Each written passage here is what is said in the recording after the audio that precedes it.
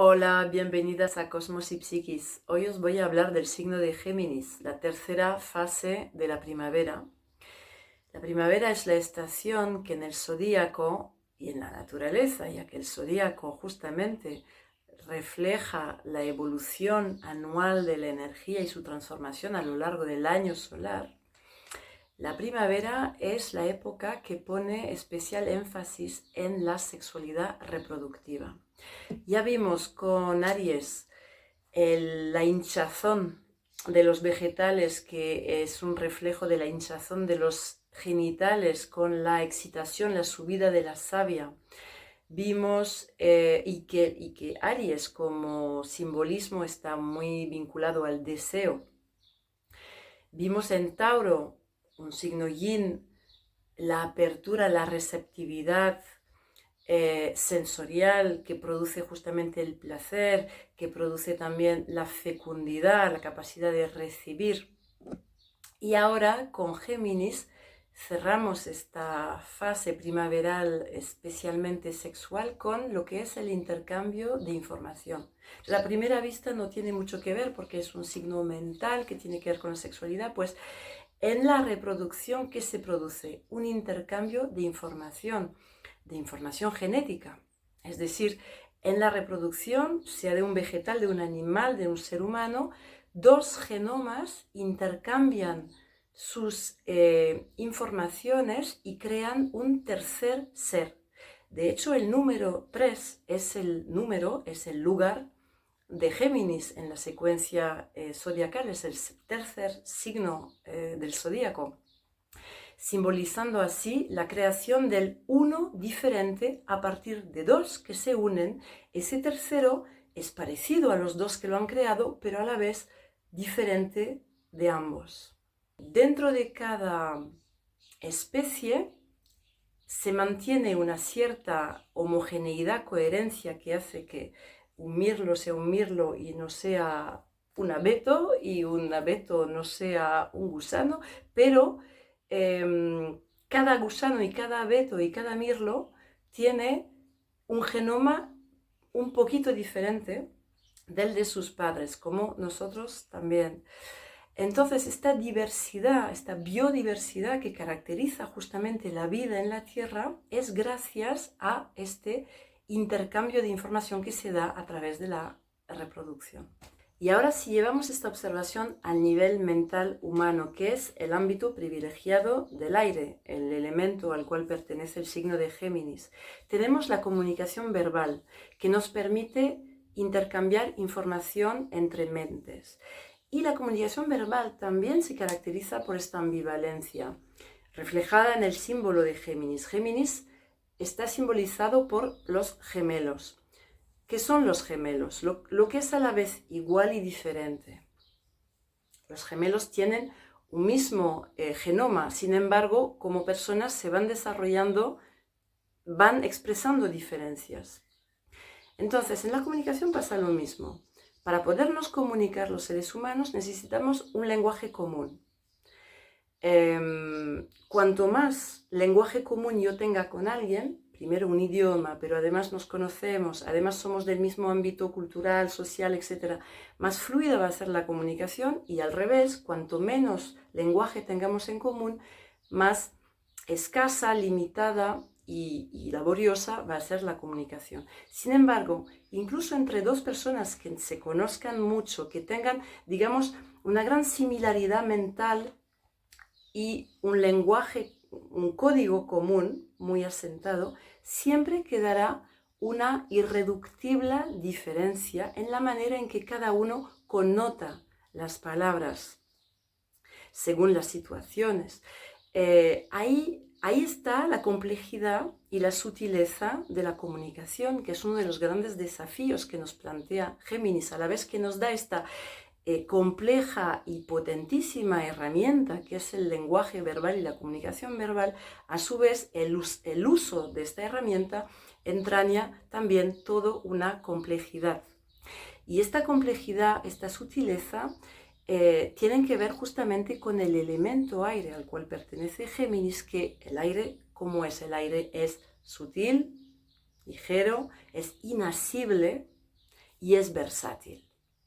Entonces, de ahí se deduce ya un primer aprendizaje evidente ligado a Géminis, que es un aprendizaje que todos hacemos, por supuesto, y que tiene que ver con la comunicación.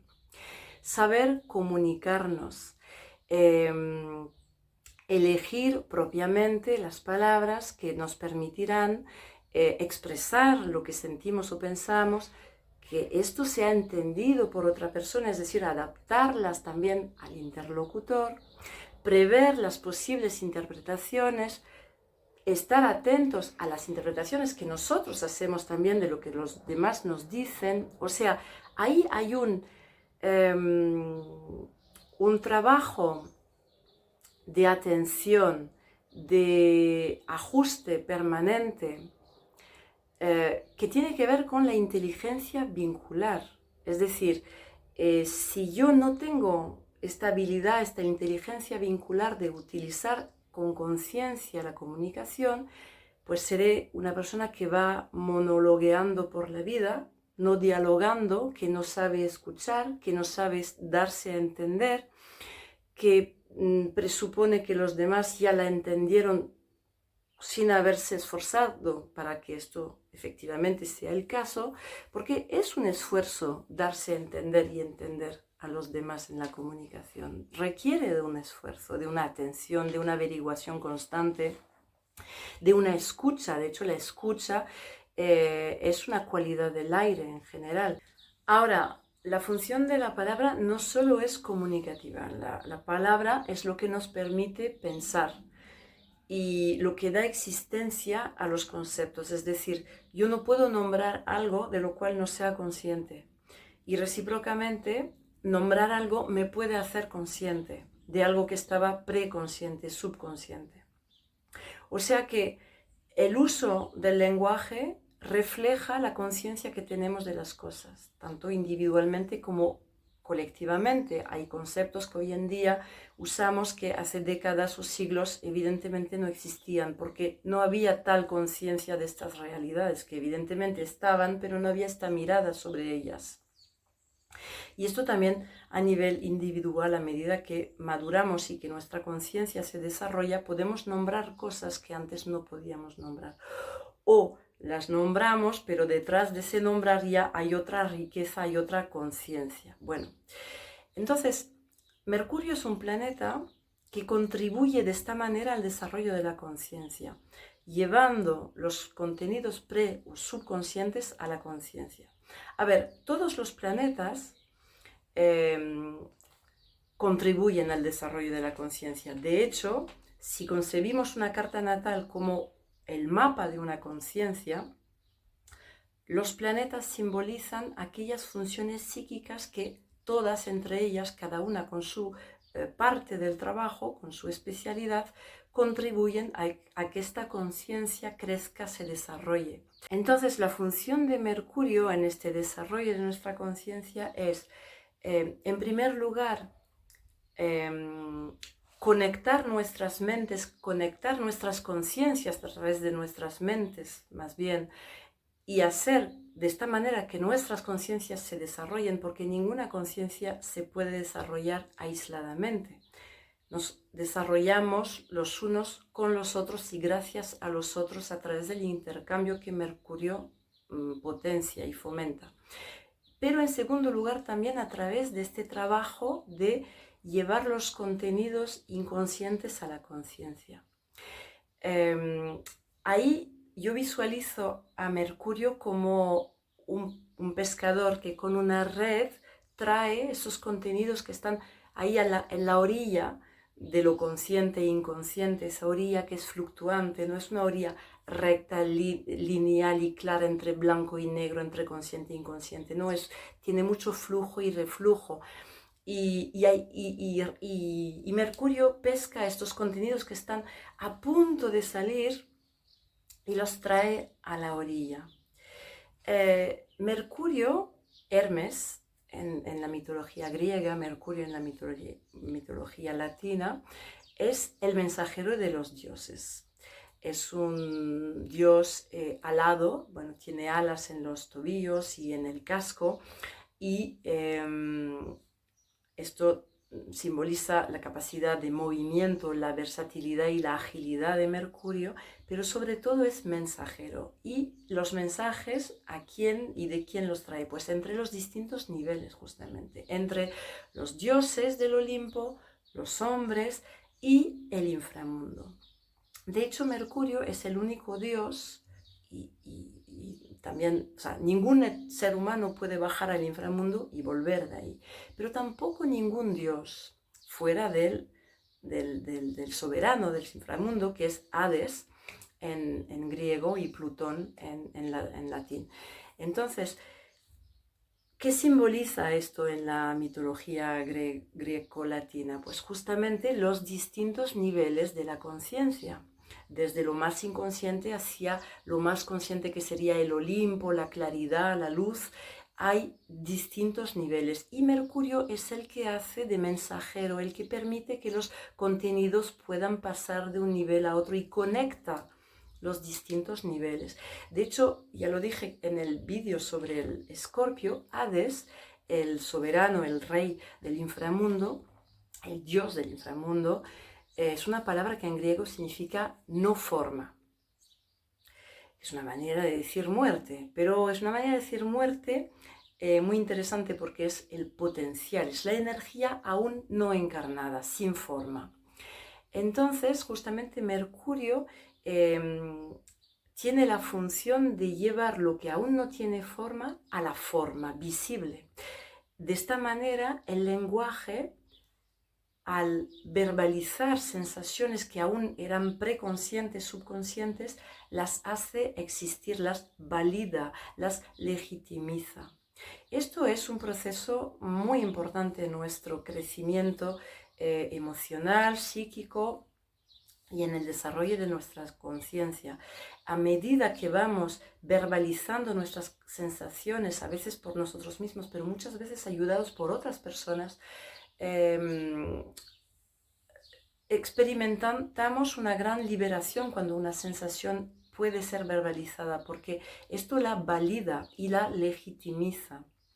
Cuando no conseguimos verbalizar las sensaciones, las emociones, o cuando nos negamos a hacerlo, las reprimimos. O sea que hacemos como si no estuvieran, como si no existieran.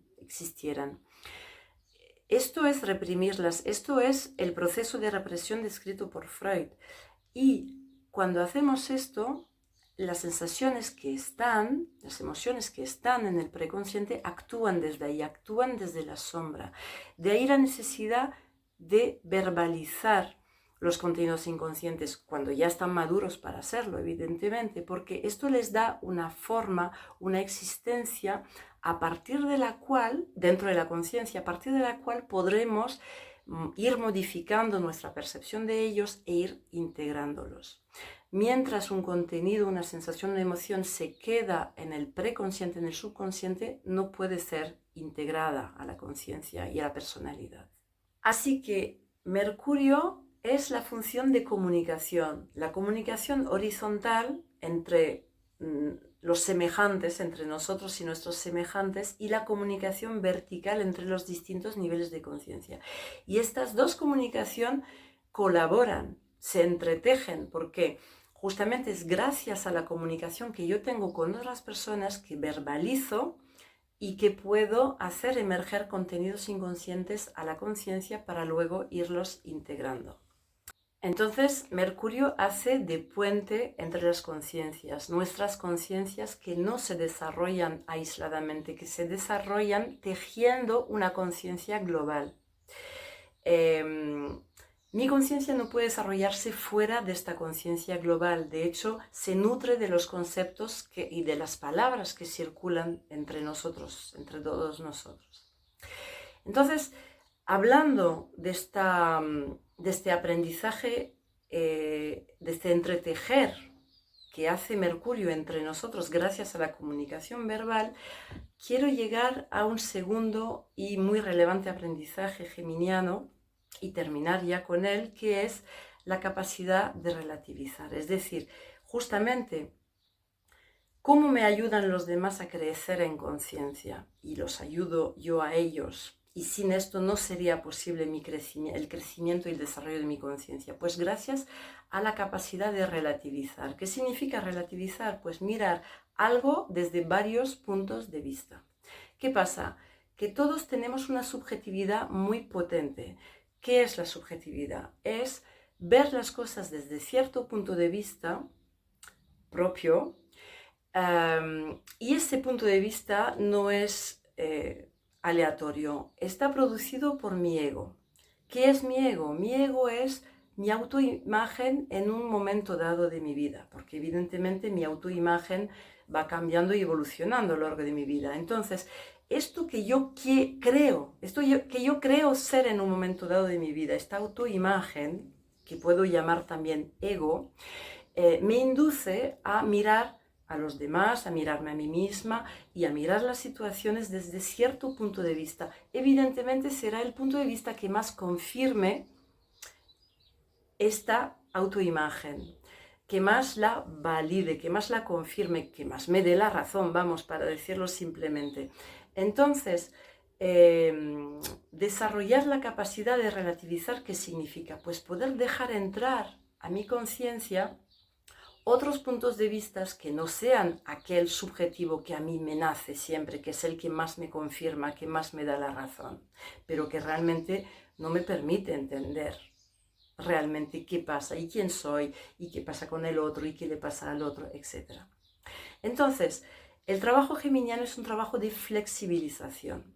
Pero no es tanto una flexibilización mental, la mente es flexible por naturaleza, es una flexibilización del ego, es un trabajo sobre el ego, de flexibilización, de apertura para dejar entrar otros puntos de vista e incluso no solamente dejar entrar los que me traen los demás, sino poder yo misma generar más puntos de vista sobre una misma situación, una persona, sobre mí misma, es decir, poder generar un pensamiento, una mirada mucho más complejo, mucho más compleja. Espero que os haya inspirado esta descripción de la energía geminiana. Os recuerdo que en mi web Cosmos y Psiquis tenéis mis servicios como astróloga y que también os podéis suscribir a mi canal de YouTube para recibir mis vídeos mensuales para aprender astrología. Hasta luego.